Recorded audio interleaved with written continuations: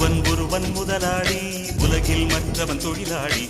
விதியை நினைப்பவன் ஏமாளி, அதை வென்று முடிப்பவன் அறிவாளி. ஒருவன் முதலாளி, உலகில் மற்றவன் தொழிலாளி.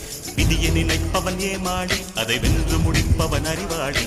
பூமியை வெல்ல ஆயுதம் எதற்கு, பூப்பறிக்க கோடரி எதற்கு, பொன்னோ பொருளோ பொற்களம் எதற்கு, ஆசை துறந்தால் அகிலம் உனக்கு.